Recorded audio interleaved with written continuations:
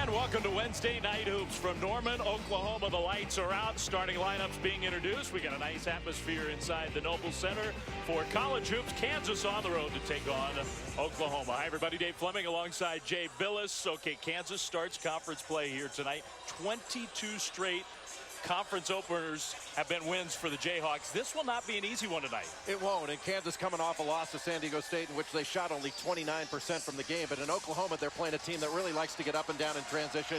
They shoot a lot of threes, a lot of drive and kick. And on defense, they switch just about every screen and exchange.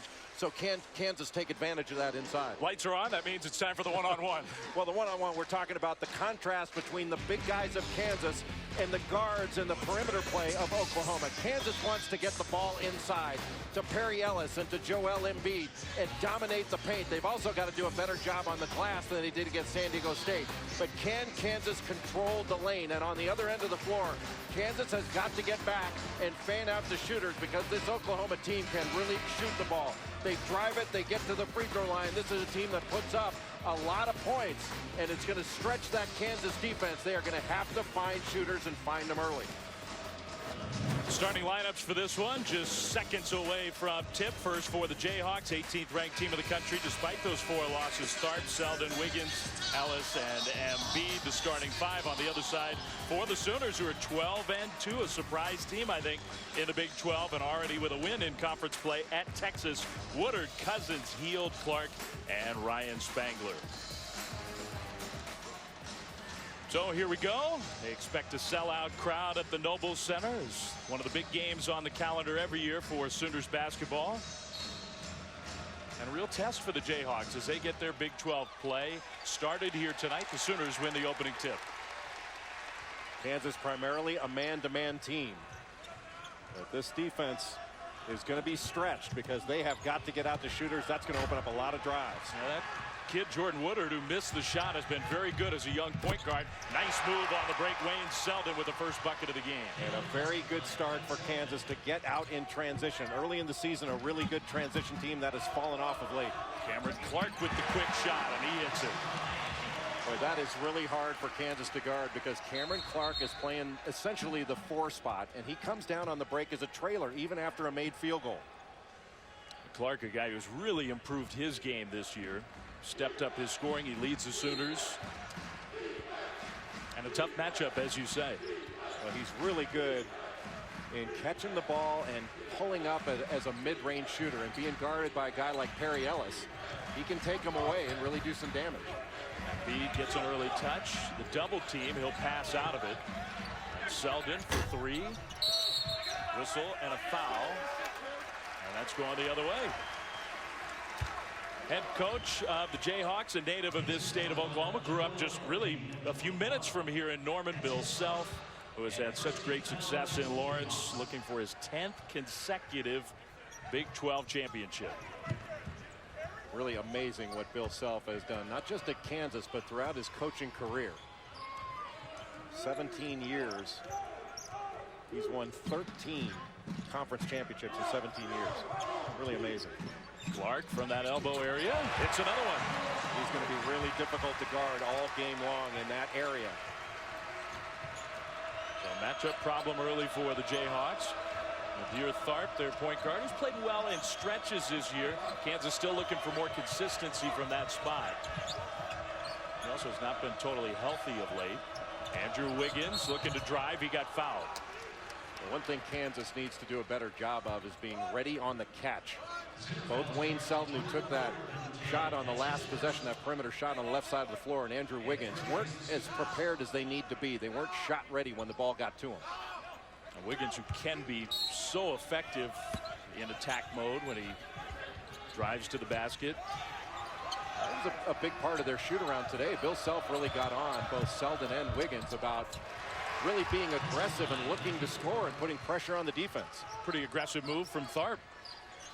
Ziertharp is a really important part of this Kansas team, more so as a leader than anything else. Buddy Hield challenged by Ellis, missed the shot. Spangler with good position, and Kansas knocks it out of bounds. So Oklahoma will keep the ball with a new shot clock. Their head coach, Lon Kruger, another guy who's had so much success everywhere he's gone. His third year here with the Sooners. Lon Kruger has coached everywhere in this game, taken 5 different teams to the NCAA tournament, coached in the NBA. Just an outstanding coach and a great guy. And he likes his team. They've changed the way they play this year, playing more up-tempo with a smaller, quicker roster. Ryan Spangler, the transfer, has made an impact way off the mark with that jumper, but the loose ball tipped back to Spangler. Well, Spangler's a good pick-and-pop big guy. He can really run, and he can really rebound. Started his career at Gonzaga. Here's Ellis in transition. Nice spin move, and then was fouled. That'll be 2 free throws for the sophomore Perry Ellis. Ellis is such a big key to this Kansas basketball team. In wins, he's averaging about 16 points a game. In Kansas's losses, he's averaging only 7. And he really struggled against San Diego State. He was 2 of 8 from the field, just not aggressive inside, not getting low post position like he should. And he is a player who gets somewhat overlooked with the star freshman class, with all the eye-opening athleticism the Jayhawks have. He's not that kind of athlete. Makes 1 of 2 free throws. But a very important piece for the Jayhawks. Well, he can score, but he's got to be aggressive in getting position and looking for the ball. And at times he doesn't do that. You know, against Georgetown, he took a real shot in the head, and he didn't have a concussion so much. But well, you got woozy at the free throw line. I mean, he missed the basket by 5 feet when he shot that. Here's Jordan Woodard, the freshman. Went to the same high school as Bill Self, the Kansas head coach. Shot clock starting to wind down. Clark. Embiid switches out on Clark.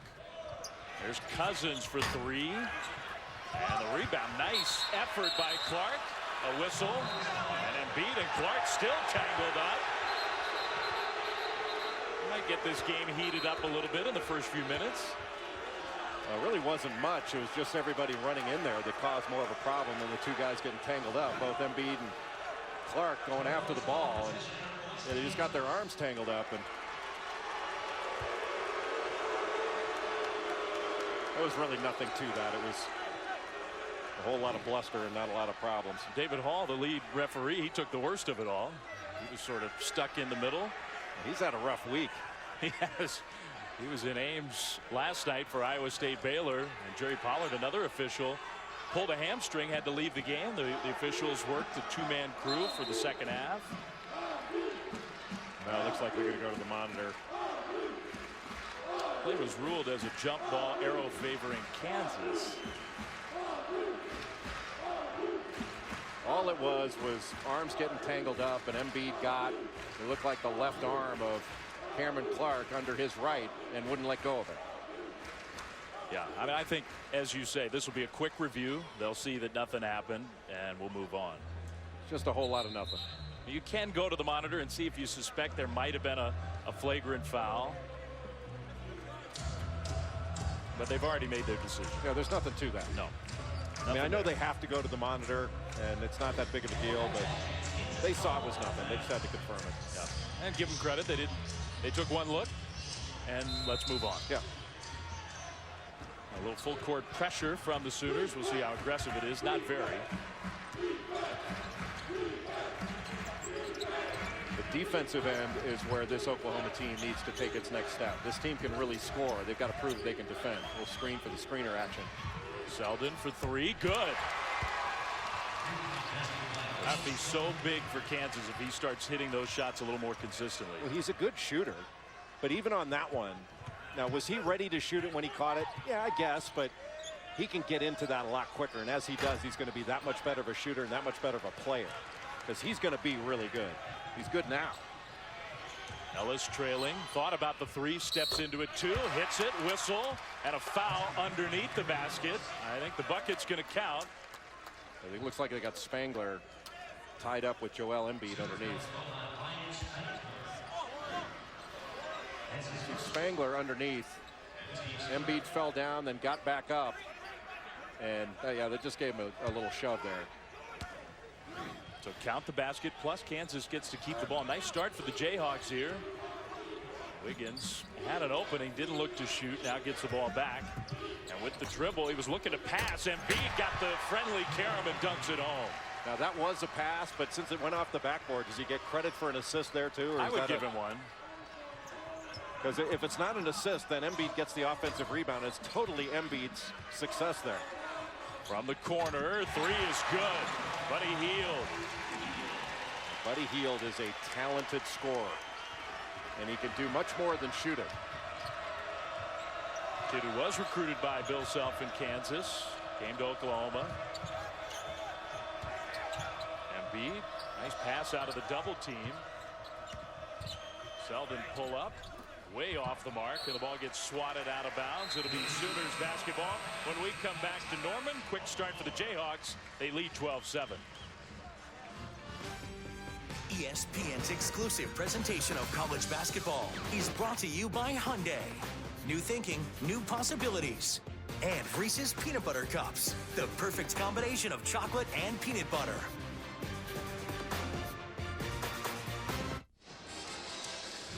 Thursday Night Showcase presented by Reese's Peanut Butter Cups. A doubleheader tomorrow night on ESPN. First at 7, Memphis and Louisville. That's a good top 25 matchup. Then at 9 Eastern, big game of the Pac-12, top-ranked team of the country. Arizona at Pauley to take on UCLA. Also available live on Watch ESPN. We were talking about the play just a few moments ago. The two superstar freshmen, Wiggins to Embiid, whether Wiggins would get credit for an assist for what looked like it was a pass. Well, there's no question that was a lob pass, and he did get an assist, even though it hit the backboard. And Joel Embiid wearing those goggles, he got hit in the eye in practice on Monday, so as a precautionary measure, he's wearing those goggles. So no more Olajuwon comparisons until he takes those off. It's got to be Kareem now. two pretty good comparisons from his perspective. And Joel Embiid takes a seat on the bench. Both these teams use their benches fairly liberally. Actually, Kansas probably hasn't been able to use its bench as much as it had liked because of how difficult their schedule has been. It's been remarkably difficult in the non-conference. Yeah, you're right about that. Bill Self has some young guys he likes, he thinks are talented, who haven't played big minutes yet. Long three, and Clark was way off the mark with that one. Would have liked to have seen Bennett take that shot and work to get to the basket, because he showed some poise and patience when he first got the ball, but there was no double team coming. He should have gone to work down low. DJ Bennett, number 31 for the Sooners. Big guy who can block some shots, has pretty good athleticism, has been banged up in the preseason, has not really gotten his year going. Jayhawks ball leading by 5. That was a set play for Andrew Wiggins to get a lob look. Then they hit Perry Ellis up top and then swing the ball to him. But Ellis is able to either take that shot or drive it. And they were able to get a switch where he had Hield on him. And offense is very well designed. Yeah, one dribble and a nice looking shot from Wiggins. Now a foul against the Jayhawks on this end. Jordan Woodard is just relentless attacking the basket. You know, it's amazing. The one thing in the scouting report you can't do with Jordan Woodard is foul him. It's remarkable. He shot, coming into this game, 111 free throws on this young season. He's made 85. Now, of the top free throw shooters in the Big 12, he has made more free throws than any other of the top 15 free throw shooters have even attempted. That's incredible. It's remarkable. The guy who's just a freshman, looks like the point guard for now and for a long time to come here in Norman. He looks like he'd play running back, too, if he felt like it, for Bob Stoops. Yeah, physical abilities to come in and play right away. Woodard will take a quick rest. And today, Woodard was called the second best player in Edmond Memorial High School history. Yeah, who called him that? Bill Self, who considers himself the first and best player in Edmond Memorial High School history. Bill Self was a pretty good player. He was an outstanding player. He was player of the year in the state of Oklahoma in 1981 when Wayman Tisdale, Mark Price, Steve Hale were all juniors. So that's pretty good competition for that award for the Kansas head coach. Selden, another three. You think Wade Selden got the memo from Bill Self that he expected him to shoot when he's open? He looked pretty ready that time. He's got some confidence after taking those first couple shots. He made 1 out of 2 leading into that one. And now he's starting to shoot it with confidence. That's going to open up some drives for him. Seeing nobody even close to him. And that's the next step for, that's what I was talking about with Oklahoma. they've got to get better defensively because this team can really score. But unless they can get stops on top of their scores, it's going to be really difficult to win the highest level games that they play. Yeah, this Big 12 conference looks very tough.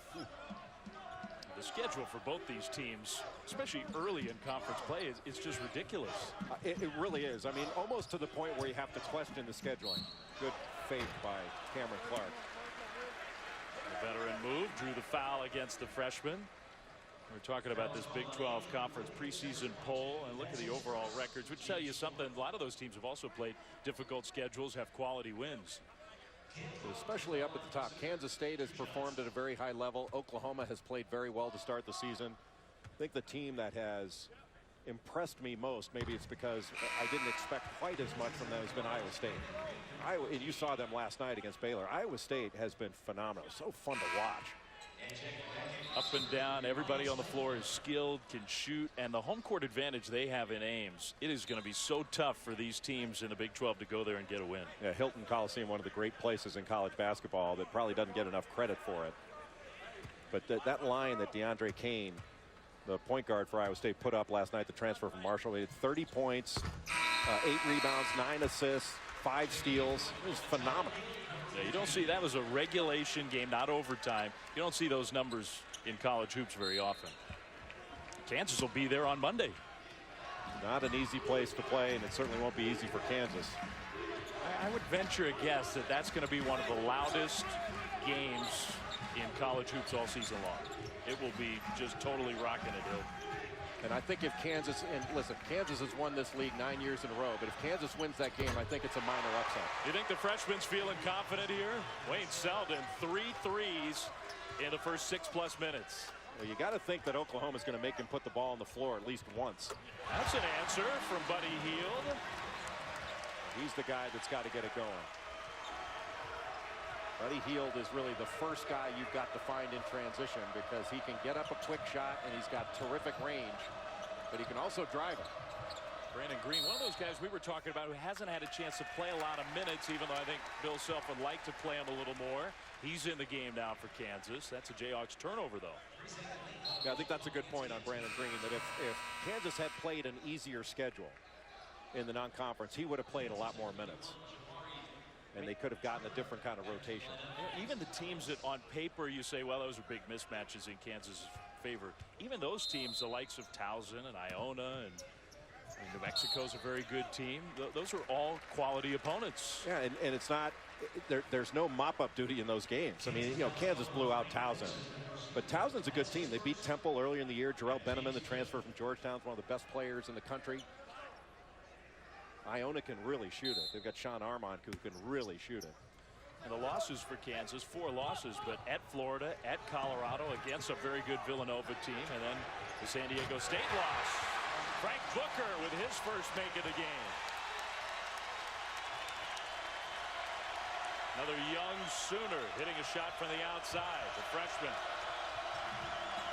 starting to get a little louder. Selden attacks the basket. Might be the best stretch of play he's had in a Kansas uniform. Well, knocking those perimeter shots down opens up the drive. And if Kansas makes a mistake on their end, a quick shot or a turnover, Oklahoma can make them pay for it in a hurry. Kick ball, the senior Tyler Neal coming off one of his best games ever. As soon as Oklahoma gets the ball out of bounds, they are getting it up the floor. And looking opposite, Frank Booker getting his feet set. Well, he is really an outstanding shooter. The vast majority of his field goals have been threes, so you got to find him at that three-point line. That's pretty impressive ball movement in the open court here. The Jayhawks in the open court. Frank Mason just threw it away. Very careless turnover from the Jayhawks freshman. Frank Mason is an attack guard, but until he, in transition, uses that free throw line as a stop sign, those kind of turnovers are coming. Yeah, he just, at the last second, because he took it too deep for that kind of pass, he was basically throwing it to the end of the Oklahoma bench, and that's going to be a tough catch even if it were on target. Jalon Hornbeek in for Oklahoma, brings the ball up, plays a lot of minutes at backup point. There's Spangler on the move, got fouled before the shot. Spangler grew up not far from here, wound up at Gonzaga. Didn't really play very much there, transferred out, came back to Oklahoma. And he's really a good player. Play out on the perimeter. He can take a big guy away and knock down to 3.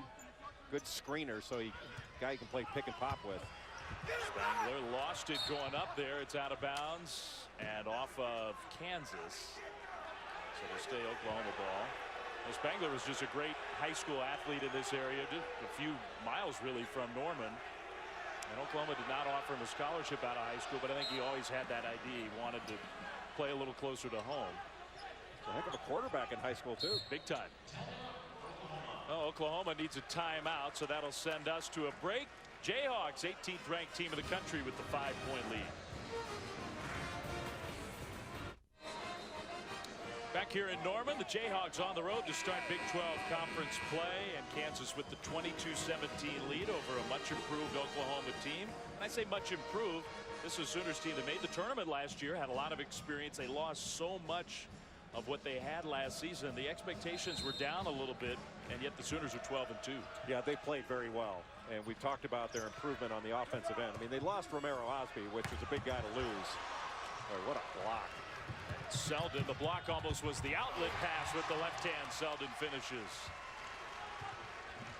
And Ryan Spangler has driven the ball 3 times now, and he has gotten resistance on each one. The most on that last play. 2 guys could have blocked that shot. Cousins kind of got bailed out there. The foul called. Wayne Selden just off to a tremendous start for Kansas. He and the Jayhawks 24-17 lead in the first half.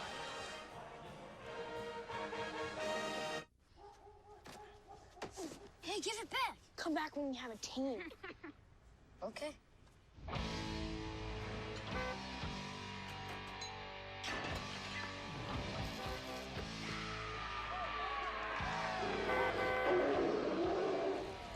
Thank you.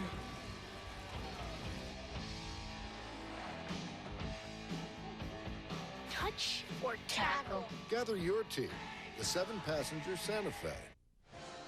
Sooners hosting the Jayhawks 24-17. Kansas with the lead. 15 of those 24 points from their freshman Wayne Selden. Well, Wayne Selden's career high is 15. He got to get against Duke in the Champions Classic.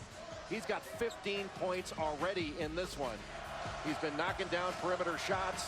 You get up and try to get into him to take away that shot. He gets out in transition. He can drive it. This is a guy who is big, strong, physical.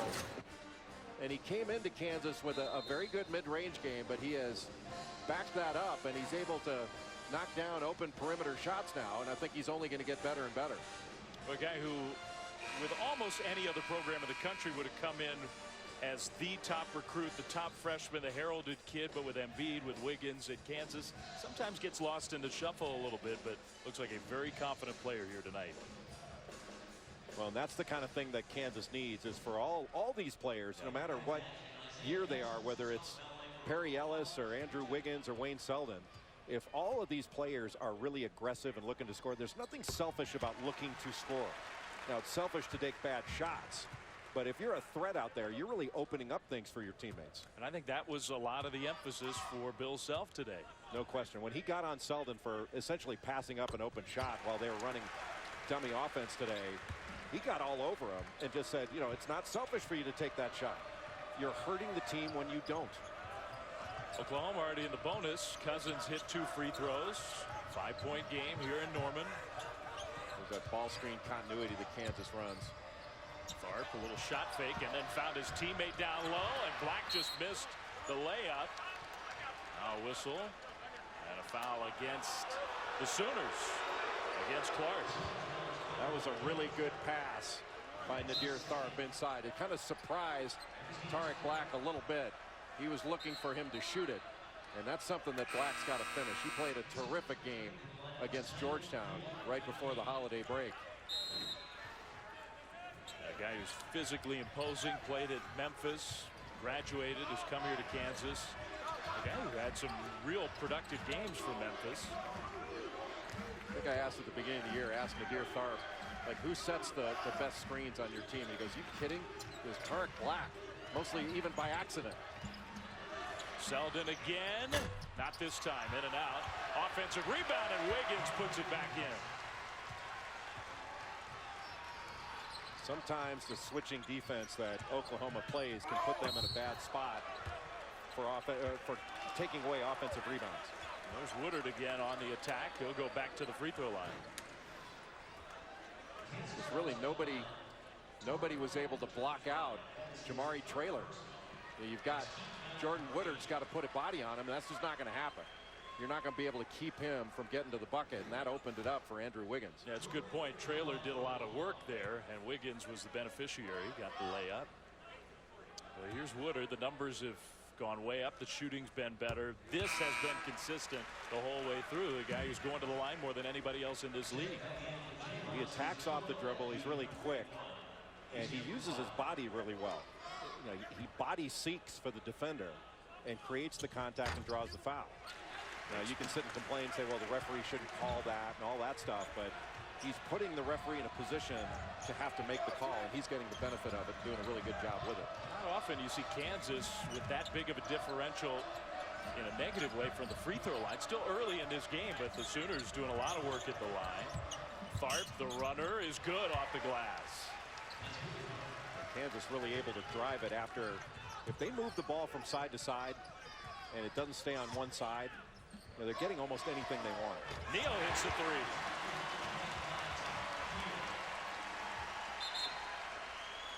Tyler Neal is an active cutter. He can step away and knock down a shot. I saw him play in Maui several years ago when he was a freshman. He put up 16 against Virginia. He's a capable player.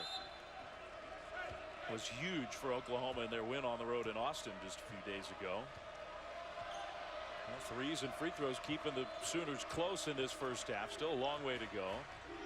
A lot of offense so far. Selden dumped it down to Embiid, who kind of got knocked off balance and then lost it out of bounds. Oklahoma got the turnover there, but I don't think the Sooners can afford to let Kansas get a full head of steam, driving essentially from the deep wing and getting all the way to the rim. That's not going to work. Got away with it that time.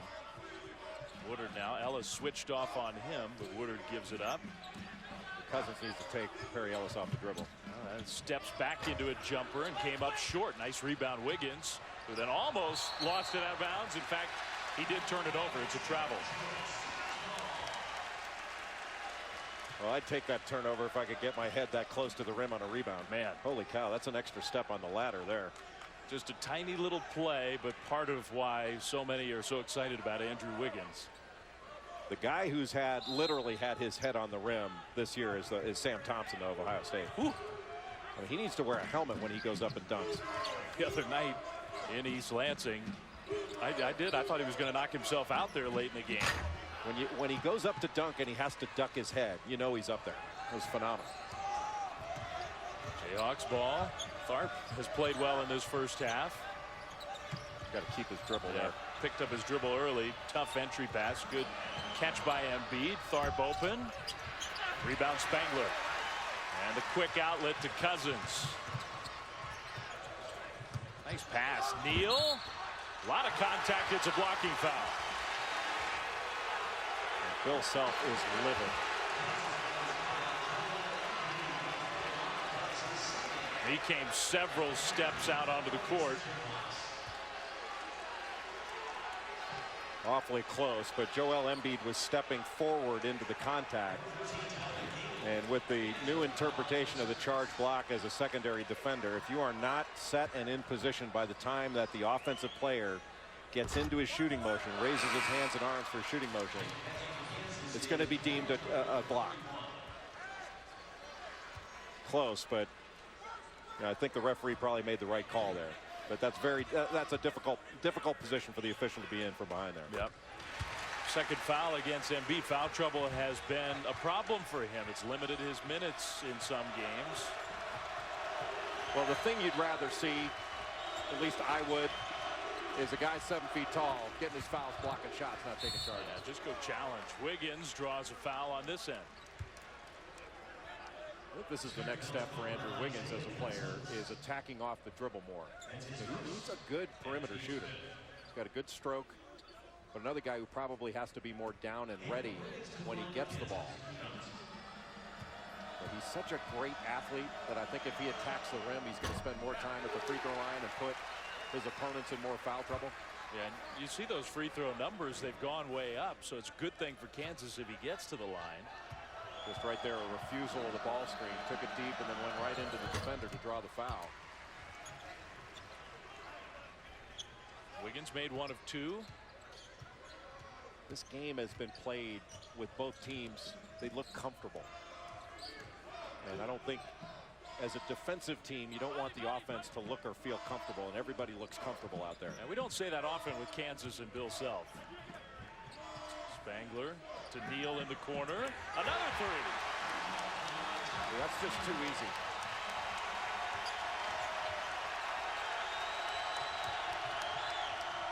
Wiggins left his feet, but found Tharp.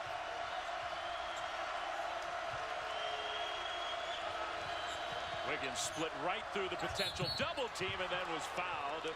Almost a spectacular finish, but he'll go back to the free throw line. When Wiggins makes this drive, it's easy to say he should go up and take it to dunk. But I think if he tries to get that ball to the rim, even if he falls short, he's going to have more of an opportunity to complete the play and draw the foul. I do think part of what you were just talking about a moment ago, that's the second foul against Ryan Spangler, right, who's a critical player for Oklahoma, so that aggressiveness gets Spangler to the bench.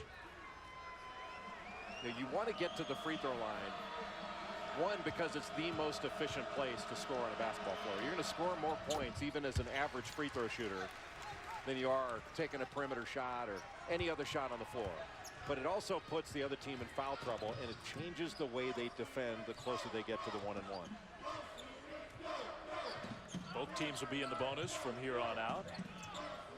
The final nearly 8 minutes of this half. Cameron Clark, the crossover move. Well, Clark, when he's got a big guy on him on the perimeter and he gets isolated, I mean, he can dominate the game. Almost looks like Wiggins, the way he elevates for those jumpers. Wiggins, rebound, Cousins. Sooners want to run. Cousins, nobody stops him until the very end, and I think Traylor got a piece of it.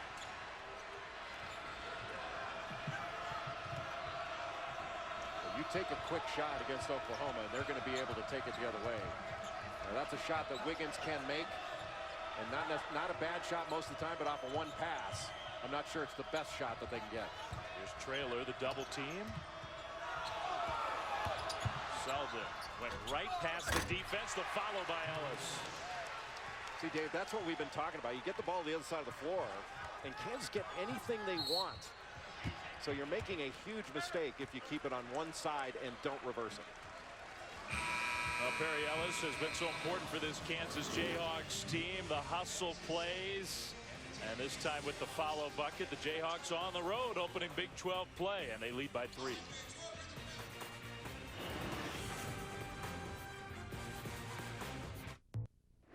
Adnan Burke and Fran Fraschilla in our college basketball studios over on ESPNU. It's Harvard and UConn, and coach, it's Siani Chambers for 3. Last year's Ivy League Rookie of the Year. Keep an eye out for him. Back to Dave and Jay. All right, thanks, Adnan. Fran has a rooting interest in that Harvard game. He's got perhaps a rooting interest in this Oklahoma-Kansas game. His son James is a walk-on with the Sooners. There's James. Not just a player, a famed trick shot artist. Famed. Look him up on YouTube. Thankfully, his mother was a great athlete. The athletic genes did trickle down. Well, he's a great kid, and he is a big part of this Oklahoma program, even though he does not play many minutes for the Sooners. A couple of free throws. It's a one-point game. Well, 1-2-2, three-quarter court pressure. Not necessarily trying to force turnovers, but slow the advance. Frank Mason off the bench. Wiggins has been playing huge minutes lately, just not coming out of games. Mason again with the attack drive right down the lane. And Kansas is just waltzing to the rim without anybody really able to stay in front or help side coming over. Basically every possession, but shooting like that is keeping the Sooners close. It's a one-point game. Yeah, both these teams are good offensively. I think that Oklahoma probably the better offensive team. And Kansas has not. This has not been Bill Self's best defensive team yet. But I think Kansas probably of the two is a better defensive team, but both teams are getting basically whatever they want. Connor Frankamp, freshman from Wichita, getting some minutes here. Ellis underneath. Really nice pass by Jamari Traylor. I think Perry Ellis has really got to be aggressive and look for the ball because he can score. And in some of these games, I mean, he really struggled against a very good defense that San Diego State has, but I don't think any defense is good enough to totally shut you out. That was good defense there by Mason to cut off Clark, who wants the ball back from Cousins, and now a foul against Mason. And Frank Mason's going to learn that. I mean, Cameron Clark was calling for the ball because he knew he had the mismatch, but Mason had him 2 steps off the lane. You know, you're not going to let him catch it, but there's no reason to foul him there. If he catches it, get low and make him shoot over you. Instead, the foul double bonus for the Sooners. Clark at the line to shoot 2. Just an amazing difference between Cameron Clark last year and Cameron Clark this year. You know, he averaged about 6.5, 7 points a game last year. He came off the bench for the majority of the year, but as a starter this year, he's been one of a handful of the best and most efficient players in the league. Yeah, I mean, there were times last season where Cam Clark, he almost would not shoot, whether it was a confidence issue or whatever. 1-3-1 now, half court. And Kansas going to try to look to get the ball along the baseline. Perhaps Oklahoma trying to cut off some of those drives. Wiggins along the baseline. Another whistle. Foul against the Sooners. Kansas runs a few things against this 1-3-1 where they'll send a baseline runner and try to force the low man of that 1-3-1 to change sides, then they can attack inside.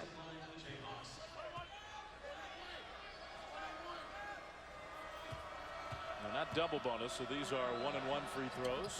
Wiggins misses the front end.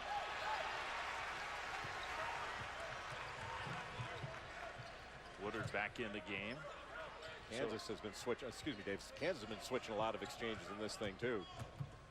Perry Ellis has been forced to guard some of those perimeter players away from the basket. Lon Kruger is so good at exploiting matchup advantages. Woodard went by Wiggins, but then a reach in as Wiggins tried to strip the ball away. Yeah, it couldn't have been Wiggins. He got a clean strip. It must have been somebody else. That was not against Wiggins. It was against Connor Frankamp. But no shock that Jordan Woodard, the freshman from Arcadia, Oklahoma, is back at the line. Makes the first up 2. If this court were like a Monopoly board, buy that free throw line because Jordan Woodard is going to owe you a lot of rent. Yeah. That dude is there all the time. Build some hotels. I haven't played Monopoly in a long time, but. Well, remember that you build Yeah, houses, you then that's right. hotels. Put a hotel on there. The rent That's goes where up. the big money came from. That's it. Well, the crowd trying to get into it a little bit here. Tie game, 37-37. Lots of offense in this one. Mason almost lost the handle. There's Ellis with a touchdown low. The Sooners defense just swarmed him. Selden. Ellis right there to pick up the loose ball. Then the shot somehow didn't go. Just not strong moves there by Kansas. Woodard to the cheerleaders. Neal saying it got tipped, and so is Woodard. But the signal emphatically that it's Kansas basketball.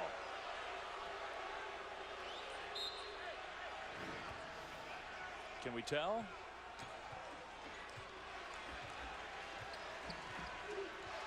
Maybe it was trailer just a little bit. It was tough. Certainly, it's tough to see in that slow motion. Yeah, Wiggins now on this end draws another foul, so that sends us to a timeout. Tie game in Norman. The Sooners challenging the Jayhawks, 37-37. I'm Adnan Burke coming up in the Land Rover halftime report. Johnny Football. Manziel declares he's moving on. Where is he going to be landing in the NFL draft? That's a question to hear from the experts. Plus, the Gators right now cruising in Gainesville. What's been the secret to Florida's success? And it's time to get smart. Marcus Smart struggles. None better than Fran Fraschilla to break down what's ailing this young man. Back to Dave and Jay. All right, thanks, Adnan. As we come back here to Norman, just a quick update on our one-on-one, what Jay talked about at the outset of the telecast. Kansas trying to work inside, Oklahoma from the outside. Both teams have been successful at those things. Yeah, Kansas shooting 65% from the field, and they are tied. And it is because of the three-point shooting of Oklahoma and the fact that Oklahoma has been living at the free throw line. Kansas has got to find a way to play good defense without fouling. Andrew Wiggins has gotten a bulk of his points at the line. Standout freshman with the huge expectations, perhaps unfair expectations on Andrew Wiggins. He makes them both. Well, Wiggins is a really good player. The LeBron comparisons were unfair because there isn't another LeBron. But as he matures, and he's going to be a great defender. He's tremendous in transition. I think his defense is underrated. He made a pretty nice defensive play there to cut off Clark. Well, that's where his real value is transition and defense. Neal, a little shot fake to create the opening. Oklahoma has been successful using ball fakes and shot fakes because Kansas, Wiggins is one. They've been going for a lot of those fakes. Yeah, and you don't have Embiid out there on the floor, the shot blocker. Traylor just throws the ball away. Turnover number 5 for the Jayhawks. Buddy Hield was out there switching everything and getting into passing lanes. And when you're getting a switch, you either have to essentially screen your own man to take him out of the play, or you've got to slip and get to the basket. There are things that you can do to combat a switching team, and Kansas has not been doing those things. Hield through the lob, and Wiggins got called for a hold as Clark started to elevate, and now a technical foul against Bill Self. Bill wanted that. He was asking for that one. He wanted it.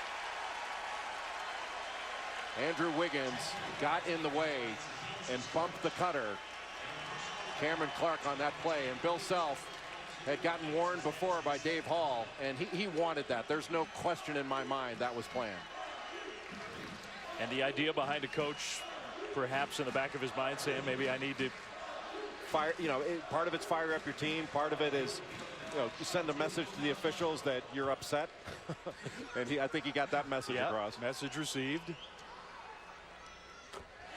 Hield at the line for the technical free throws. So he gets 2 of those, and then it'll be Clark at the line in the double bonus. Bill Self uses it almost like an extra timeout. Hield makes them both. We'll see if we can see that foul against Andrew Wiggins again. Yeah, that was a lob play, and just that little bump threw the timing of the play off. And that was one where you can say, okay, that's a foul. But at the same time, it wasn't called. I don't think anybody would have complained either. Yeah. It's one of those difficult things where if it's called, you can justify it. If it's not called, you're not gonna really. Some people aren't gonna notice it. Does that sort of fall under the umbrella of freedom of movement? Yes, yes, and that's one thing that I think is fine if the officials call it all the time. Well, the free throw line obviously has been very good to Oklahoma. It's really incredible how much offense they're getting there. 17 of 19 at the line. This is their biggest lead.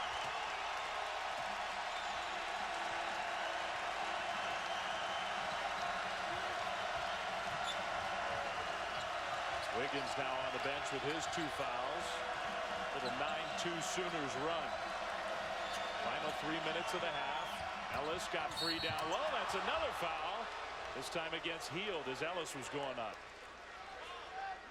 Brandon Green a little late getting that ball inside to Jamari Traylor. It's got to go inside right away.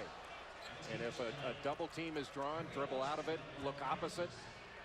But once the ball goes inside and it goes side to side, Kansas has gotten some really good things. Ellis spins that one on. I think that's another thing that Coach Self was emphasizing this afternoon with his team. When that player down low has a position, when the opening is there, you got to get the ball to him. I think Bill Self and his staff are going to be emphasizing with their team at halftime. They've got, with just under 3 minutes to go in the first half, they got 41 points. Now you don't expect to be trailing. Good defensive teams don't expect to be trailing when they put up 41 in the first half. No kidding. And Oklahoma, they are top 5 in the country in points, but these are the Jayhawks. Pride themselves on defense. There's a turnover for Oklahoma. They're 5th of the first half. Buddy Hield with a shot fake and then shuffled his feet before he put it on the deck. Good player, Buddy Hield, sophomore, grew up in the Bahamas. Came to the United States for his last few years of high school. Plays with a lot of energy. Actually played his high school ball in the state of Kansas. Buddy Hield is way more than just a shooter. He's just getting better and better. I think he's got a really bright future ahead of him. There's a foul with DJ Bennett defending Ellis in the post. Wayne Selden got off to the tremendous start for Kansas, had 15 points. It seemed like in the blink of an eye. We haven't heard from him much in the latter part of this first half. But Ellis doing some nice things down low for the Jayhawks. Makes the first of two. Saturday Showcase presented by 5 Hour Energy. Doubleheader on Saturday, first at noon. It's Carolina and Syracuse, second-ranked team in the country at noon. And then these Jayhawks at home against Kansas State at 2, both games on Watch ESPN.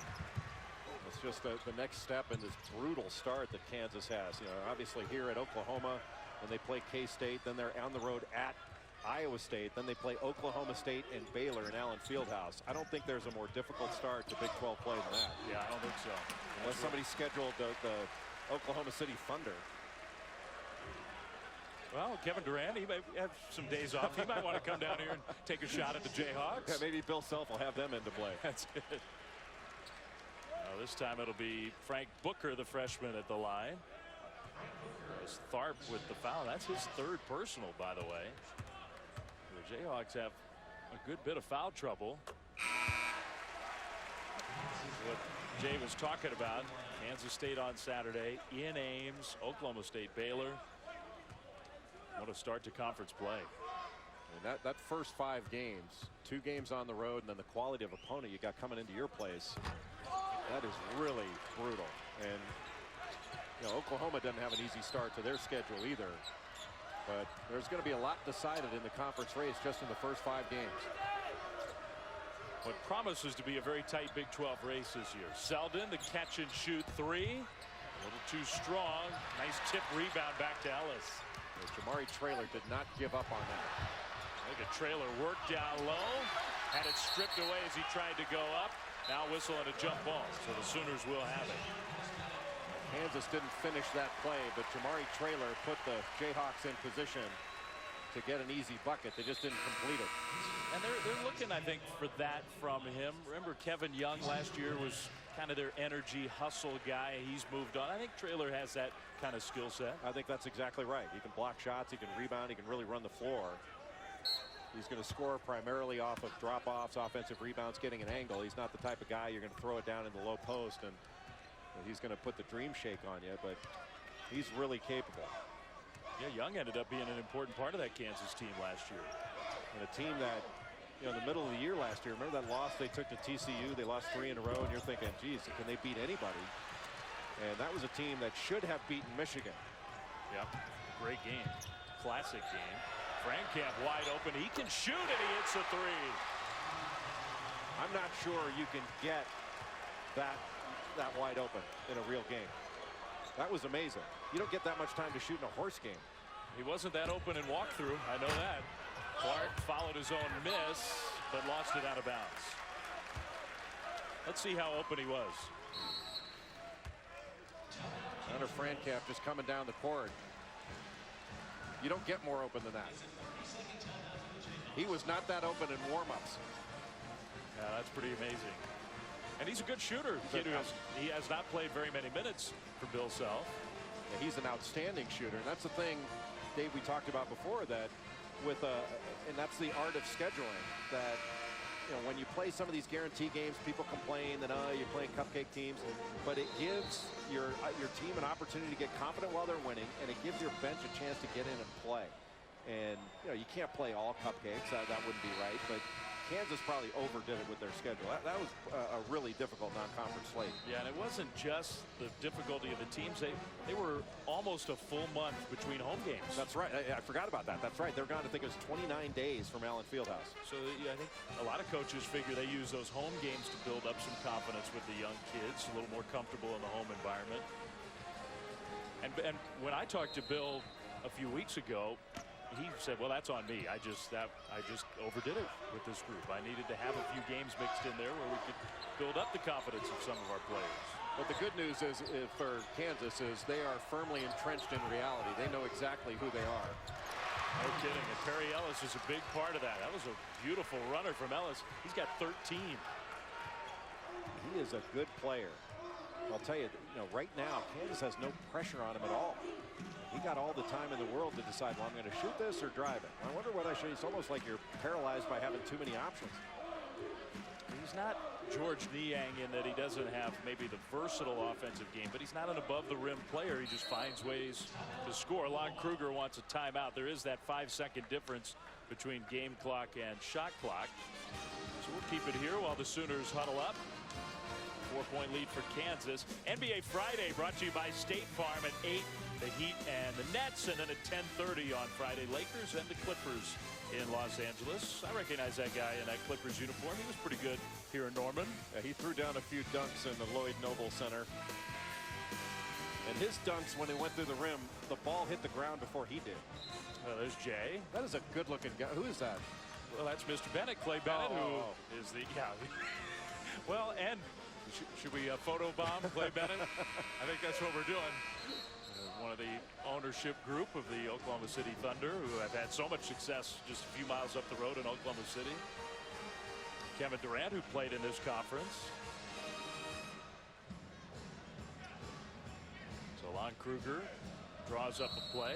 Kevin Durant's old team, the Texas Longhorns, they're up in Stillwater tonight playing Cowboys.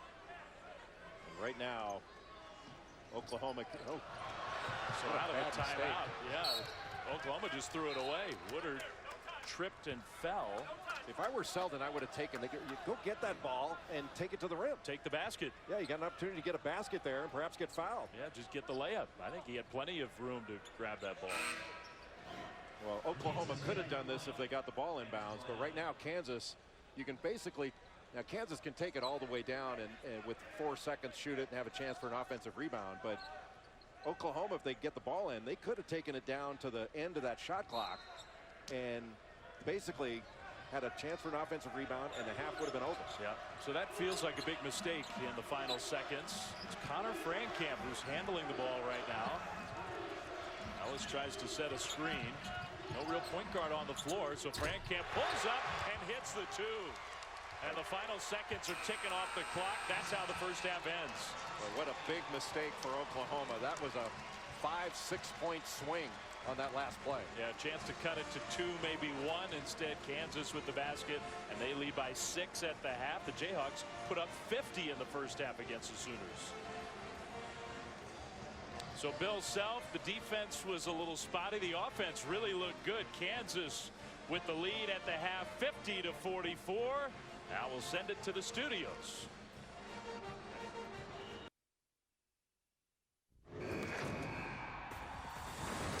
Well, welcome back to Wednesday Night Hoops from Norman, Oklahoma, as we get ready to start the second half.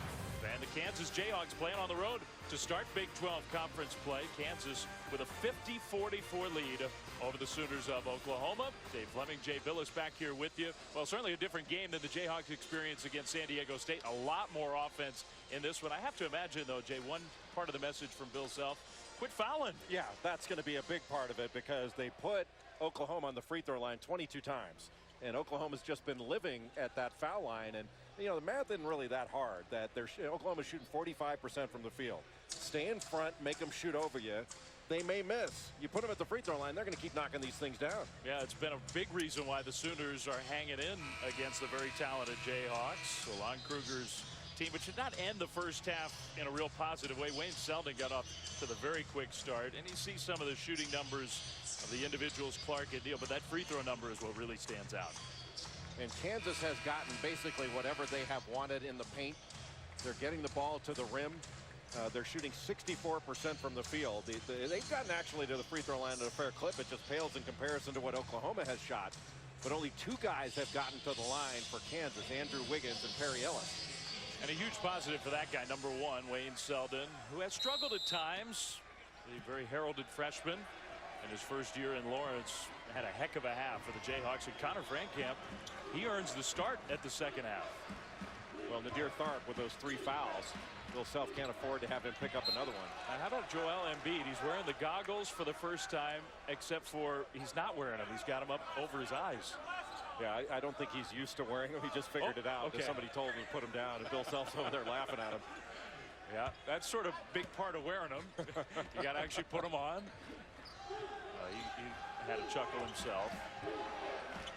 He's had a little scratch on Monday, so protective goggles. Selden gets the friendly roll.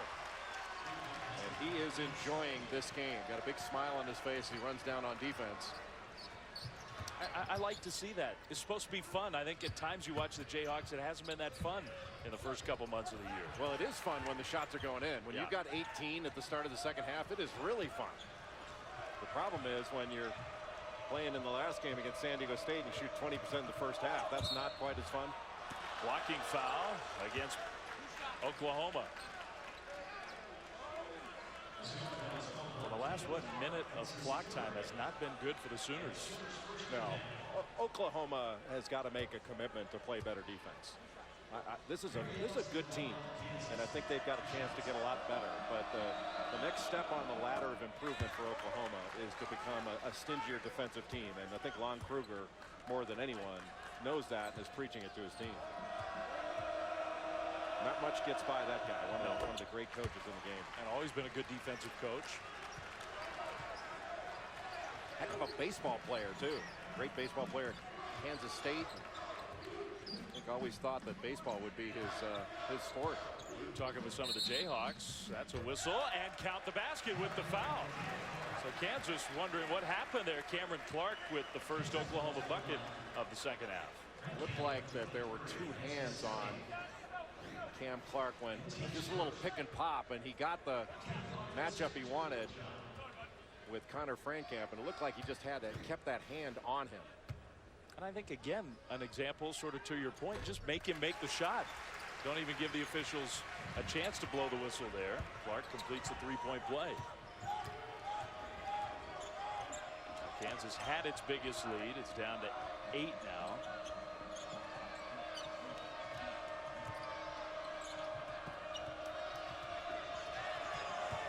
Ellis against Ryan Spangler. Selden open again. 3.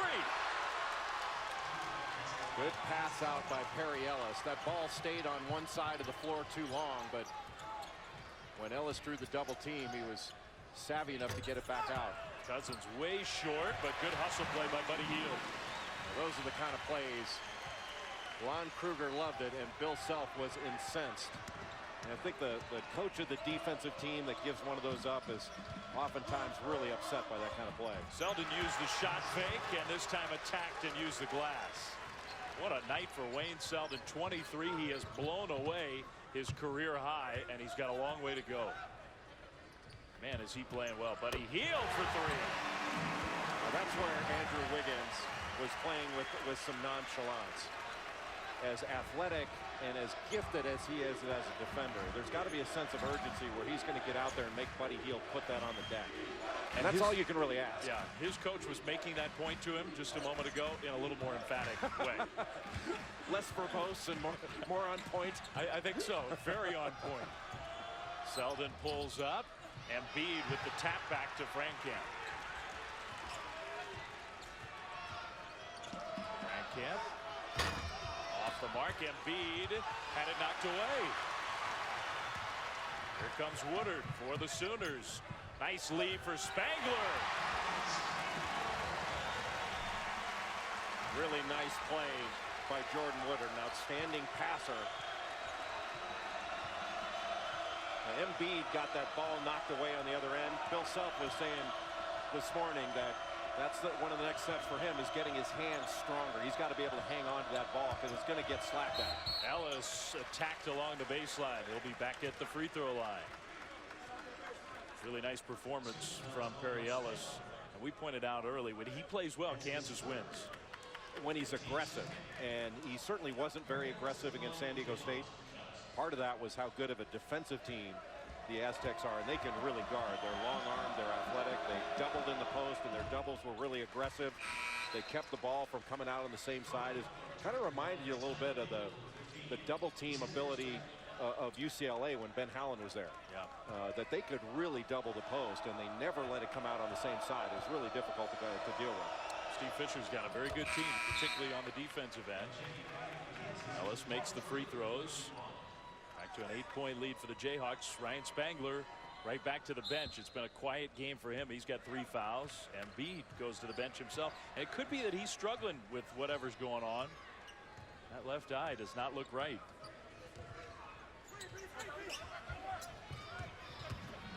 Clark swarmed by the defense. That'll be a block shot for the Jayhawks. And a good challenge without fouling on that play. Wiggins a little shot fake, and then the athletic move, missed the shot. Traylor sticks it in with the foul. Jamari Traylor is just around the ball when it's up on the glass. He doesn't surrender to blockouts, and when that ball went up, Wiggins got knocked away to try to get that second effort. And I'm not sure that I haven't seen anybody in college basketball that has a better second jump than Andrew Wiggins. Phenomenal how quick he can get off the floor a second time. Wiggins will watch his teammate Traylor trying to finish off the three-point play, and he does. He's given Kansas a nice lift. If he can give Bill Self these kind of productive minutes, then all of a sudden that front court rotation becomes even better for Kansas. Yeah, really important, especially on a night where Embiid is struggling and he's got whatever's going on with his eye. And that's going to happen. I mean, these are difficult road games, and for any freshman going on the road is just something they don't have a ton of experience in. It's different, and it's something you have to get used to. Selden playing with so much confidence, gets it back from Frankamp. Maybe had a fleeting thought of shooting it from a long way out. Not sure how fleeting it was. He just thought better of it. Yeah. I think Connor Frankamp is thinking shot all the time, and he should, because he can really fire it. That's an offensive foul. I think that's an illegal screen against Jamari Traylor. Sends us to a timeout.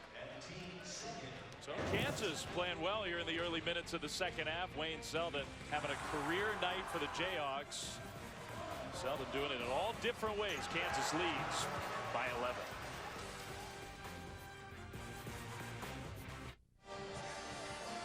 (65-54) Bill Self's Kansas Jayhawks on the road with the 11-point second half lead. It is a homecoming of sorts for the head coach who grew up just down the road from Norman Edmond Memorial High School. Jay, I think Bill Self, he was kind of studly in his high school days. Oh, that should be his avatar for his Twitter account. Right there. Look at that. Could have starred in Top Gun. A little flashback for Coach Self, who was a tremendous all-around athlete. And clearly he wouldn't pay the blackmail we asked for to not show those pictures. I know we tried. Bank shot for Cam Clark. That's excellent use of a shot fake. Get the defense to commit and get your shoulders past. That's why you got to stay on the ground. Make them shoot over. That's just too easy. Wiggins gets the touch and hands off to the guy who's been the offensive star for the Jayhawks, Selden. Now a whistle and a foul. Sooners really struggling to play post defense against Perry Ellis. Bill Self and all the ties he has to this area. He always has friends and family, high school buddies. Born in Oklahoma, Edmond Memorial High. Went to Oklahoma State, of course, part of the Oklahoma Sports Hall of Fame. And as Jay said earlier, player of the year in high school hoops in his senior year. You know how I knew that? Bill Self tells me every time you see him. Did you know I was player of the year in Oklahoma in high school? Very modest guy. You know who's also in the Oklahoma Basketball Hall of Fame? Who? Bob Knight's wife, Karen, who is a truly outstanding high school basketball coach in the state of Oklahoma. Now, I did not know that. And Bob Knight will tell you he is the second best coach in his family. Sometimes you think Oklahoma and it's all about football. They have a great basketball history at this school in this program, but the high school programs around the state. Absolutely. John McLeod coached here years ago, coached Alvin Adams, and went to the Final Four in 2002 under Kelvin Sampson. Billy Tufts had some amazing basketball teams, went to the championship game in '88. Lost to Danny and the Miracles. Yeah, a loss that still in some ways hovers over this matchup whenever Oklahoma and Kansas meet. Woodard made made the free throws. Sooners at the line 21 of 24 in this game.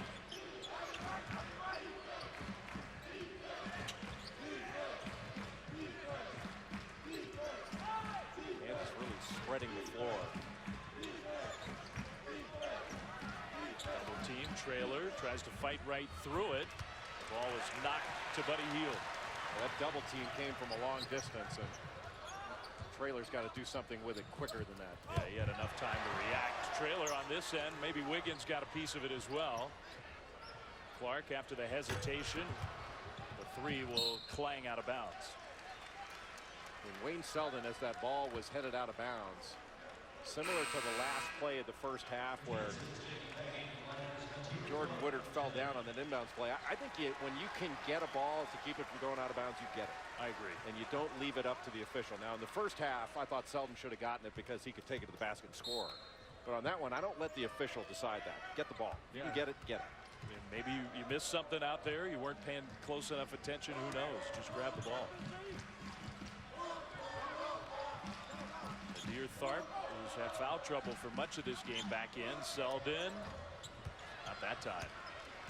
That's where Selden could have driven the ball. That play was designed for a lob, then an isolation.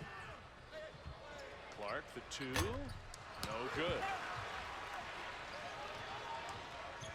Both these teams showing some signs of cooling off a little bit from the field.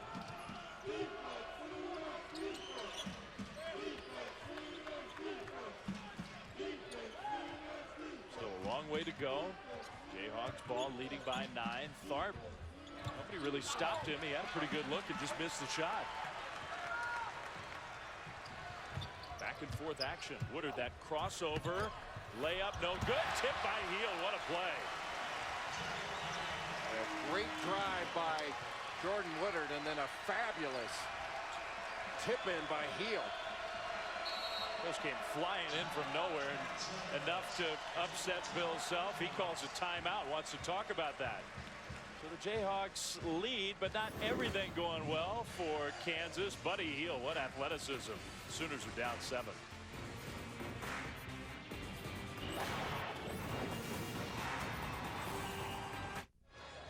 Dave Fleming, Jay Billis back in Norman. 67-60 Kansas leads, but a nice hustle play from that guy Buddy Hield before we went to the break. Well, Buddy Hield came down with a rebound, and here he is right here.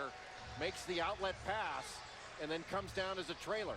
And Jordan Woodard in the secondary break just gets it all the way to the rim, and Perry Ellis really late in getting over to challenge. But Kansas didn't have really a great sense of urgency in defending that.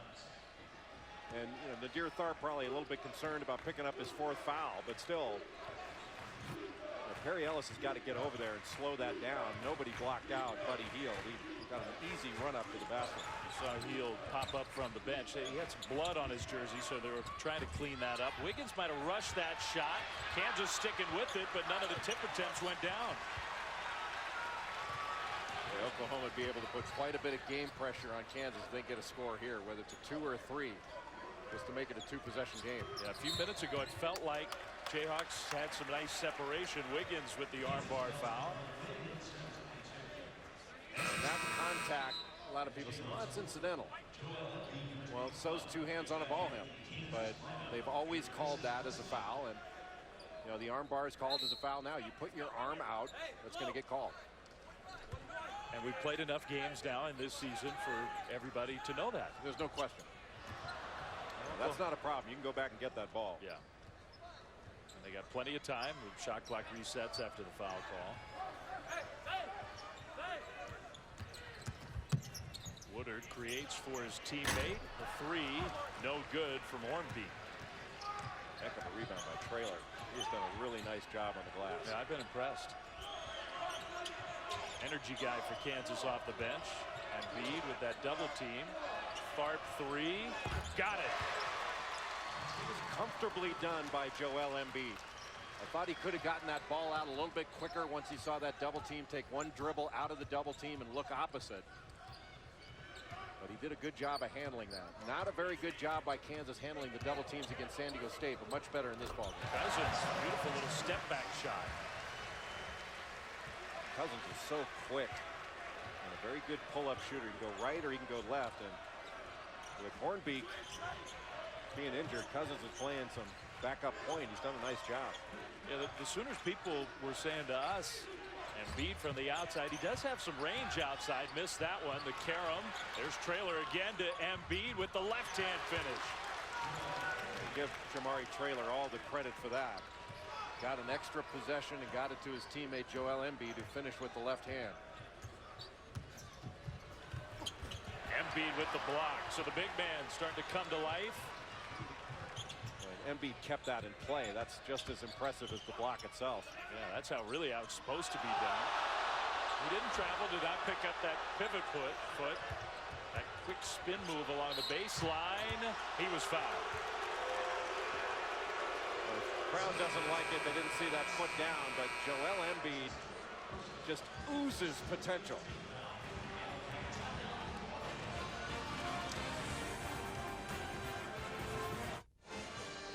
Dave Fleming, Jay Billis back in Norman, the 7-foot freshman for the Jayhawks, Joel Embiid. That last sequence shows off a lot of the natural talents for the 7-footer. Well, Joel Embiid has got it all, and he is just getting better and better. Passing out of the double team.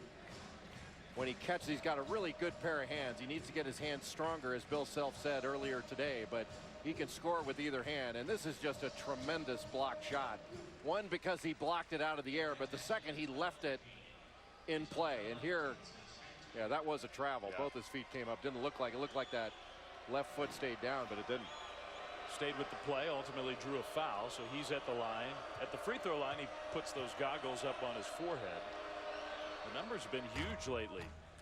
Yeah, well, last 4 games, he's averaged 15 points, 9 rebounds, 3 blocks, and has gone 17 of 24 from the field. That's pretty good. And still not playing big time minutes. Yeah.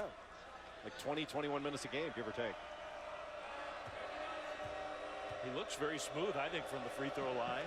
Does not look awkward like some young big men. He's got a nice touch. Well, he's the real thing, and he's been compared favorably to Hakeem Olajuwon in his first year at Houston. And Reed Geddes, who played on that Houston team with Olajuwon, mentioned to us that in an email that he thinks the comparison is fair, but Embiid is ahead of Olajuwon offensively, but he's nowhere near as physically dominant as Olajuwon was as a shot blocker, rebounder, and how physically tough he was as a freshman. Yeah, and it's going to be a few years probably until we can really make the comparison, because likely Embiid will be coming out to the NBA if it's this year or next. And Olajuwon played 4 years at Houston. Neal with the move for the bucket. Now Embiid, I think, would be really well served to come back for at least 1 more year. I think the longer he stays, the better he's going to get. And I happen to believe he's the real thing. And when you're the real thing, it doesn't hurt you to stay. You know, now if you're not and you need to go before you get found out, I understand that. But he doesn't need to do that. Tharp committed to travel. All the NBA GMs and executives who are listening to us, watching us tonight, just starting to pull their hair out. The teams that are trying to angle for top position in the draft, they want to see Embiid in the league as fast as possible. I mean, he does have just tremendous tools, potential, and good production. Hield was fouled off the dribble. And as good of a prospect as Andrew Wiggins is, and he's a tremendous prospect, Embiid is probably the better long-term pro prospect because of his size, his athleticism. He can really be a game-changing defensive presence and rebounding presence, and he's got the ability to score. And he's still learning the game. He has no idea, and I don't say this cavalierly, he doesn't have any real idea what he's doing out there yet. Well, he was very similar to Olajuwon in that he played soccer, played some volleyball too as a kid, did not even pick up a basketball until he was 16 years old. And he's like a sponge. I mean, he keeps learning. He wants to be good. He's been studying the history of the game. And one of the things, Dave, that he's been studying is the great big guys, how long did they stay in school? And a lot of what he's found out is a lot of the great big guys stayed in school for 3 or 4 years. Now, does that mean he's going to, who knows what he's going to do? I don't know. But he's thinking about it. Well, it would be a boon to Kansas, I think, because his best basketball is clearly ahead of him. And the longer he stays, the better production the Jayhawks are going to get from him. Well, he'll learn how to take his time in the post and refine his post game and his post moves. And they're pretty darn good now, but they're going to get better and better. And he's going to get stronger. Right now, he lacks strength, but he's going to continue to get stronger. And when he does, look out. Well, I had Kansas against New Mexico a few weeks ago, and he had a dream shake move. I saw that. I mean, it looked like Elijah-Wan. It was really eye-opening. And he wasn't playing against little boys in that game. Cam Bairstow and Alex Kirk, those guys are big and strong. Two big, strong upperclassmen. Embiid kind of got knocked off balance there, and that leads to the turnover. And that's where we're talking about strength, having that low base where, he's being guarded by Cameron Clark, and Clark's, 6'7". He shouldn't be able to guard Embiid in there. Clark trying to make his move. Embiid played good defense, and Clark hit the shot anyway. Wow. That's a heck of a play by Cam Clark. He's got 21. He's been one of the best players on the floor in this game. He's been one of the best players in the league all year long. Wayne Selden having his best game at Kansas. Ellis, beautiful little hook shot. Well, you let Perry Ellis get position that deep, and he's going to score or get fouled. You can't let a guy catch it with a foot or 2 feet in the paint. That's what you call getting buried. Plays over by the time he catches it, basically. Yeah, I mean, what you really want to do as a post guy is post deep enough where you don't have to use a post move. Look at that move from Clark with the foul. My goodness, is he playing well. Well, he's got a mismatch out on the perimeter. He sets a screen, being guarded by Joel Embiid, and goes right around him. Boy, that little up fake, that's a heck of a move made by Cameron Clark. He's just been dominating this game from that perspective. Embiid back to the bench. Well, you made the point that Clark plays so many minutes essentially as the 4 for Oklahoma. With this lineup, he's almost the 5. Yeah, exactly. And what you really have to do is make him pay for it on the other end. Make him guard in the post, go after him, because he's a matchup problem on the offensive end. I think when he's guarding, you have to make him feel a matchup problem on the defensive end. Sooners not going away. Tharp down the lane, back to Selden, wide open. No good. Fight for the rebound. It's Hield who comes away with it.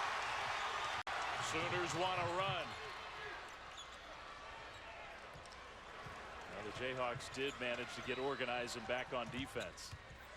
Now, that wasn't a bad shot by Selden, but you want to think that Kansas should go inside there. They're on the road. You need a score in that position. Clark is really feeling it. Cameron Clark. Just oozing confidence right now.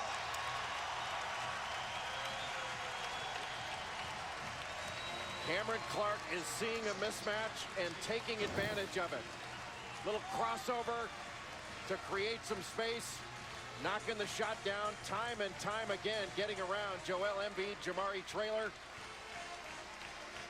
The little cross and rises up, an excellent mid-range shooter that is having a great night on the offensive end. I haven't made a full list, but he's on the list of most improved players in the country. No question. He was recruited here by Jeff Capel, and I remember the first time I saw him was in the Lahaina Civic Center, and he's a quiet, reserved young man. But there is nothing quiet about his game. He had 32 against Michigan State and really was unguardable in that game.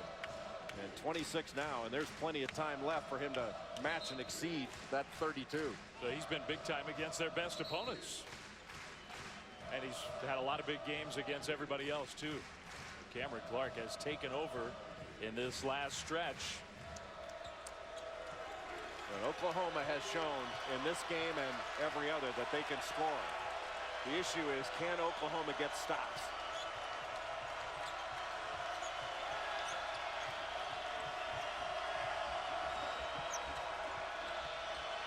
Traylor faces up, attacks through the lane, and scores. That's just good offense by Kansas. Getting the shot that you want. And I think on some of the possessions, the last few, Kansas has settled for a jump shot instead of getting the ball to the rim, put Oklahoma in a position to foul. That was really well done. Clark with the screen, no good on the 3. Now, Kansas just had some success in moving the ball from side to side and then getting it inside. Let's see if they will take yes for an answer and do it again. The lob, and the ball hit the rim. So the pass from Selden was a little off the mark. Here's Clark right down the lane, blocked by Traylor, but it's a foul. Jamari Traylor not happy.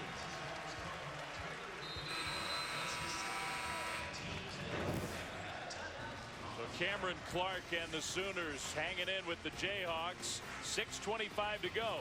A 6-point Kansas lead. Jeepers, it's the creeper. What do we do now? It's a mystery. I know. Like a good neighbor, State Farm is there. Zoinks! It's Lucy, like our favorite State Farm agent lady. Hi, gang. I'll handle it. And that's not really a monster. Mr. Carswell! You meddling kids. State Farm takes the mystery out of dealing with insurance. Get to a groovier state. I'm Dan Burke in our college basketball studios. UConn and Harvard over on ESPNU. That's Shabazz Napier giving the Huskies the edge. 4-point lead right now, 34 seconds to go. Also want to keep an eye on Wichita State and Illinois State over on ESPN3 right now. Wichita State is up. And St. Joseph's over UMass. The last time they beat a ranked team on the road, 1979 at Georgetown. We'll see if they hold on. Marcus Page and UNC facing Miami. That's coming up once this one's done. Dave?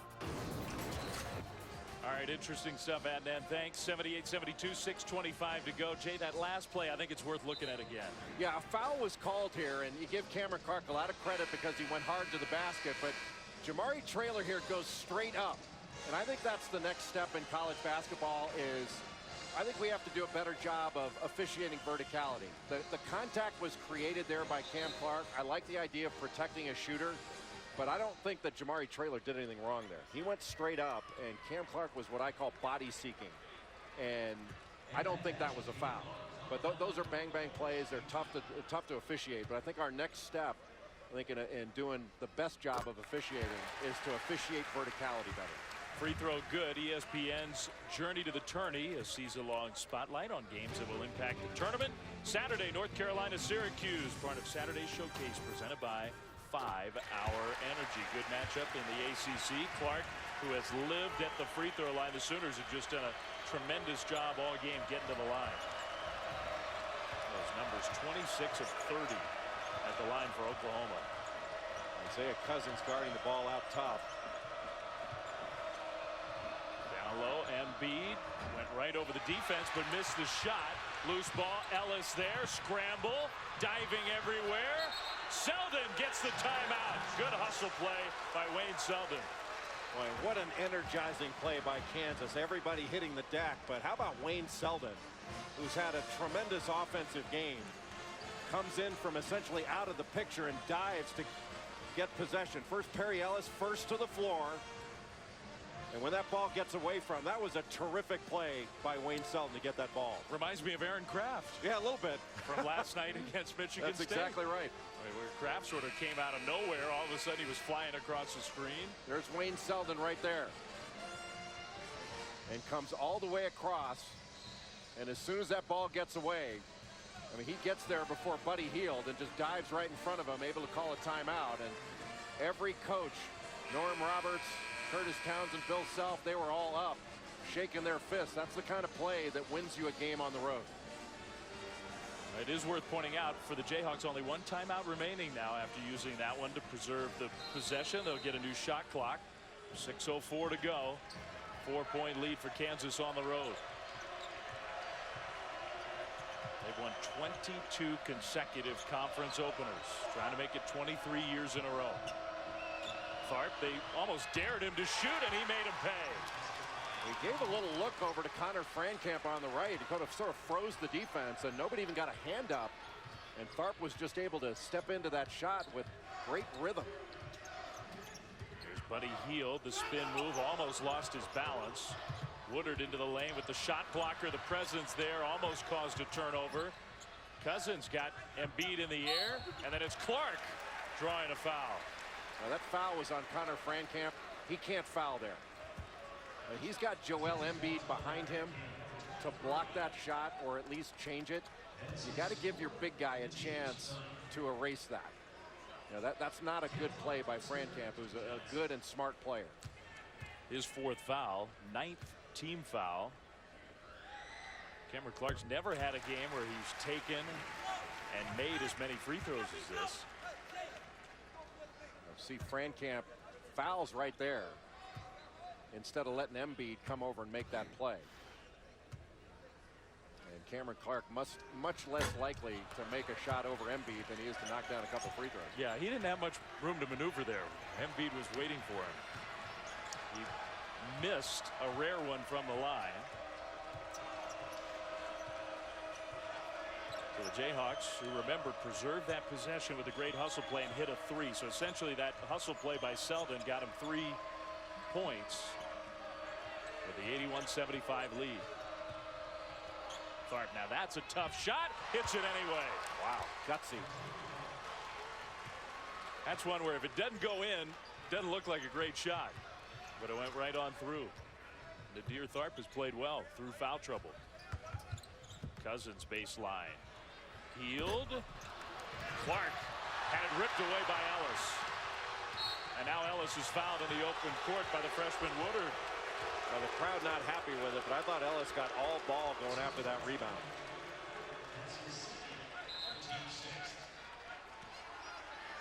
Yeah, I thought so too. I mean, it looked like he took Cam Clark down to the floor, but now here's Nadir Tharp just shooting it right over Ryan Spangler. That was a terrific shot.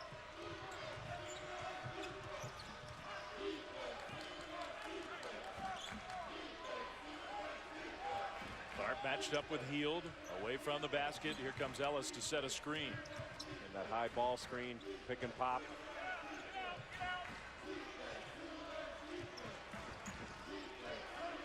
Now it's Embiid's turn. Shot clock under 10. Embiid not really a pick and pop player. I think that's much better with Perry Ellis setting that screen up top where Embiid can duck in low.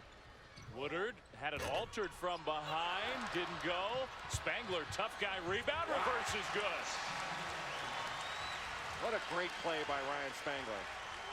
One to get a tough offensive rebound. He's a heck of an offensive rebounder, averages about 3 a game, but using the rim and using his left hand to avoid the block shot, that was big time. Yeah, big time play for a guy who's had a very quiet game, relatively speaking. He's been a very good player for Oklahoma. So now we're under 4 minutes to go. Jayhawks have been able to keep some separation between themselves and Oklahoma. Double team. Ellis hits a cutting Wayne Selden, who is fouled. So the pass out of the double team, and Wayne Selden will go to the free throw line. When we come back, home stretch coming up, final 3:18 with Kansas in the lead.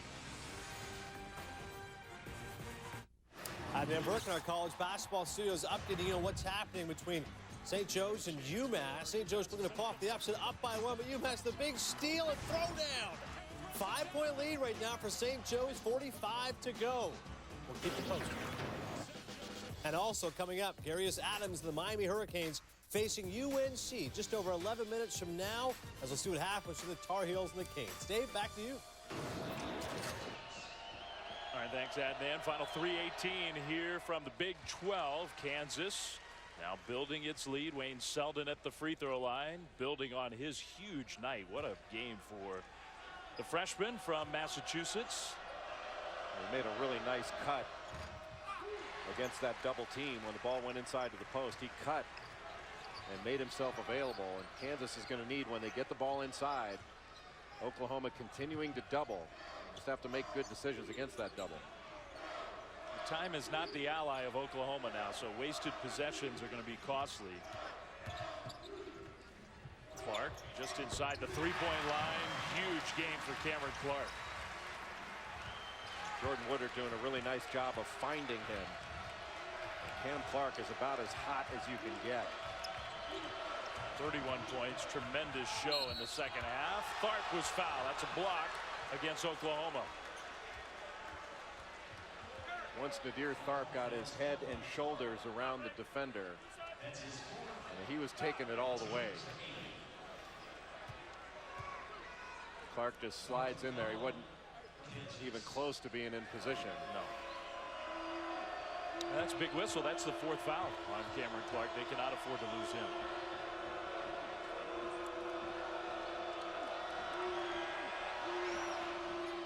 Clark misses the first. Kansas leaving some points at the line. Thursday night showcase presented by Reese's Peanut Butter Cups. Doubleheader tomorrow night on ESPN. Memphis, Louisville, then a really good matchup of the Pac-12. Top-ranked team in the country, Arizona, UCLA, and 9 Eastern on ESPN. Memphis looking to bounce back. They just got beaten up by a very good Cincinnati team. I've seen Cincinnati play a lot this year, and the improvement of Justin Jackson's been a big difference. That team's had a hard time scoring, but he's really become an interior threat to add on to Sean Kilpatrick on the perimeter. Yeah, surprise, surprise, Cincinnati's got another tough guy team. Whew. I mean, they really guarded Pittsburgh up in the Garden. We haven't had quite as much defense here tonight. Buddy Hield goes right by the defense. Ellis tried to block the shot, but it's another foul against the Jayhawks. That's what Hield is doing a better job of this year. He can really shoot it, but he's also versatile, and he can drive it as well. Yeah, we've seen good athleticism. That tip play where he flew in from the perimeter and tipped in a miss.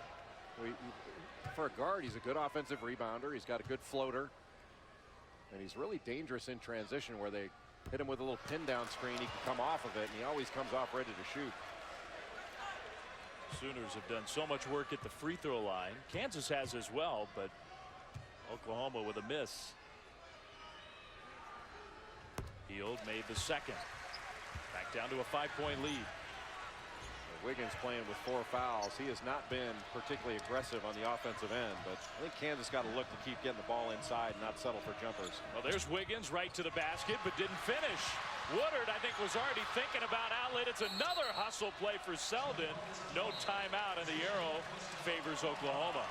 Now, Wiggins made a terrific move to the basket, but wound up double clutching, and he's got to go harder than that to the basket. That's the second time he's done that. Instead of going up and make somebody foul you. Get it up right to the rim. Go straight up. You hear some guys say, hey, take it up and dunk it. Well, it's easy to say that. But still, take it up to the basket and force a confrontation there rather than double clutching and bringing the ball down and making it a circus shot. And now Oklahoma could cut it down to 3 or 2. Clark working against Wiggins with that foul trouble, and he went right by Wiggins. It was Embiid with the help, and the big man committed the foul. That was just a smart play by Cam Clark, knowing that Wiggins has 4. He's going to drive him, and Wiggins basically had to pull up here and get out of the way. But when Embiid came over, you just can't bring your arms down. Once you bring your arms down, they're going to call that every time. Trying to set a new career high, Cameron Clark. He's matched his career best scoring game. And you mentioned that came against the then #1 ranked team in the country earlier this year, Michigan State. Yeah, that game was up in Brooklyn.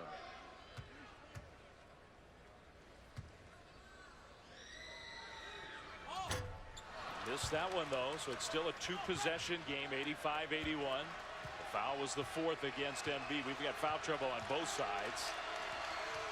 Oklahoma trying to trap, and I think that was a kick ball. The whistle came a half-second late, but it was a kick ball. Dave Hall right on top of that. And Kansas is starting to get some pressure. A little run and jump trap. You just have to be strong with it. And I think Kansas really has to attack the basket here. Any jump shot, I think, has to be out of getting the ball inside or getting a drive into the paint. Selden tried to do it, but the pass was knocked away. Cousins in the open court. Isaiah Cousins had it stolen by Wiggins, who dribbles it out of bounds. Boy, 2 bad plays. First Cousins, then Wiggins making the steal. Just hold the ball. Not a very smart play by Wayne Selden, leaving the floor to pass. And I thought Cousins was going to take that ball to the rim, but after he threw it away, where's Wiggins going? Hold the ball. You got a minute and a half to go. Burn some clock in a 2-possession game. Yeah, that could be a very costly mistake. He gives Oklahoma the ball back. Down by 4. Here's Hield. Step back challenged and way short. See, that was a settle too.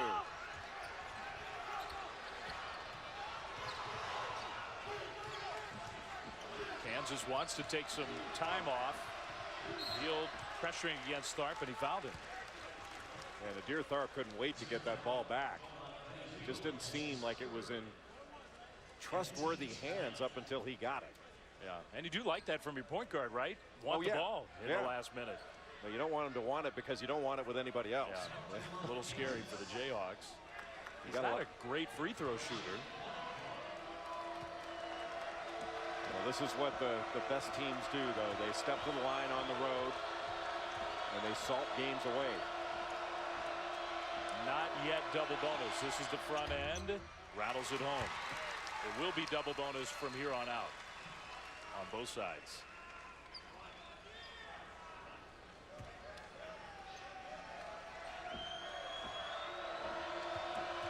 Typically, maybe a little tougher backdrop. The students aren't here. It's still winter break. But 2 big pressure free throws for the junior Nadir Tharp. Still a 2-possession game, and there's plenty of time to extend this one, so it's not like Oklahoma has to come down and pull the trigger on 3. I think Lon Kruger would like to take a timeout here and talk about the strategy for the last minute 6. And that's exactly what Woodard's going to do. Get across the midcourt line and call timeout. Sooners have 2 timeouts remaining. Kansas just 1 timeout left. You know, right here, you want to get some action to move the ball from side to side. They run some dribble handoff stuff. Maybe get a switch and get the matchup you want. You don't have to attack right away, but you want to get into something quickly. And then if you can get a drive and it draws the defense and you can kick it to an open shooter, take it. Otherwise, get to the rim. And if you decide to take the 2, if that's what the defense gives you, then do you have to foul quickly?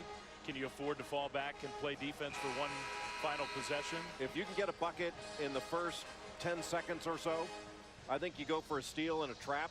And if you don't get it then I think you foul. Okay. I mean, I don't think you have to. Once you get a score and it's a 4-point, whether it's 4 or 3-point game, whatever the score you get, there's still plenty of time to extend this thing. And you know, you start jacking 3s, and all of a sudden this game gets over quick if you don't make them. And they've only made 1 3 in the second half. Oklahoma's gone cold from the outside. Well, Sooners got to go here. Spangler on the perimeter. Hands it off. Healed. In and out on the 3. And Kansas gets the rebound. And now the Sooners at some point are going to have to foul. Sullivan almost fumbled the ball away. Wiggins. They didn't call a foul. Healed in the open court. Dunks it home. Well, Wiggins didn't give him a chance to foul. He just threw that ball up for grabs instead of being strong with it. Yeah. That was just a great play by Oklahoma and a weak play by Andrew Wiggins. Wiggins caught the ball right in front of his own bench. Just hold it and let him foul you. There's no rush to get rid of it. And all of a sudden you got a 6-point game, 2 possessions, with a chance to stretch it out to an 8-point game. And the complexion of this has changed completely because of that play. Well, it might not have been over, but it was close to over if Wiggins just holds onto the ball and goes to the free throw line. Now Oklahoma's got a real chance in this one. And now they've got an opportunity to set their defense, get a quick trap, maybe a quick steal off the inbounds. And I think you give your team an opportunity to trap and see if Kansas will make the wrong decision, because they've made some poor decisions down the stretch here. Yeah, I think that's a good point. I mean, whether it's play 4 seconds, 6 seconds, whatever it is, try to force a turnover before you commit the immediate foul. Yeah, there's no reason to go crazy here. You've got plenty of time if you manage the clock right. Kansas trying to get some better free throw shooters out there. So Connor Frankamp is on the court. Wiggins is the inbounder here. And that's a whistle before they even get the ball in bounds. Kansas will go down to the other end and shoot free throws. Double bonus time for the Jayhawks. Tharp once again to the line. I think he's played well. He has played well. He's averaging about 5 assists a game. He's got a 2.5 to 1 assist turnover ratio. But he's got to be steady for Kansas to win. Maybe that's the key word. Yeah, run the team.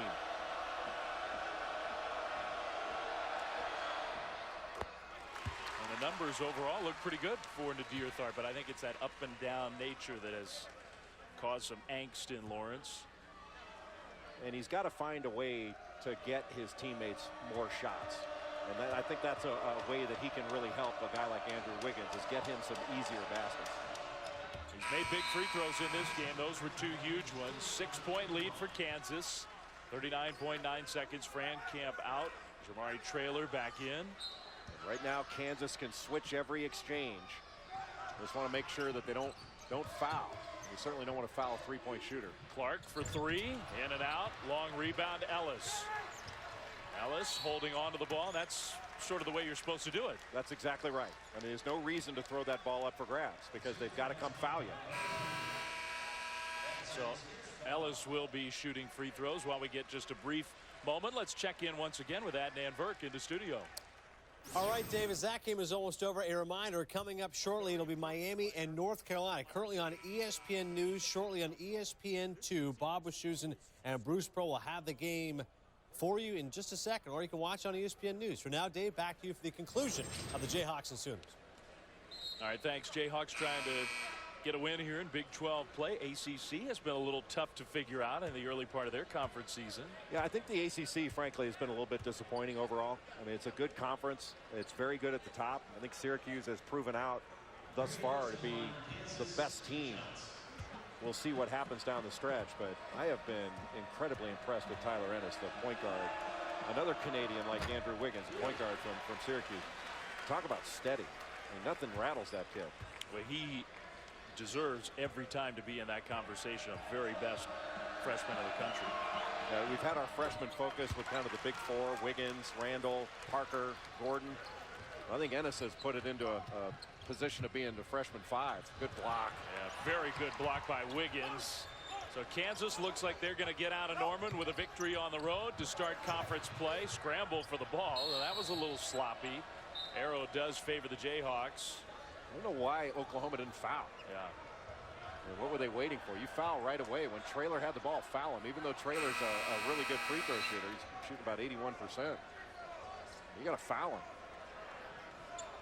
Just 14.2 seconds left. They take Traylor off the court now. Tharp going to play keep away. Fran Camp over to Selden. Well, Kansas, they weren't perfect tonight. The offense sure was a lot better, and the Jayhawks, for the 23rd straight year, win their conference opener. And a good bounce back off the loss to San Diego State. And with this brutal schedule Kansas has coming up, getting off to a 1-0 start in the league is exactly what they needed. It is not going to be easy in the Big 12 this year. So nice win for the Jayhawks, 90-83, the final score. For Jay Billis, Dave Fleming saying so long from Norman. Now we're going to send you out to Chapel Hill, North Carolina. It's Miami against the Tar Heels.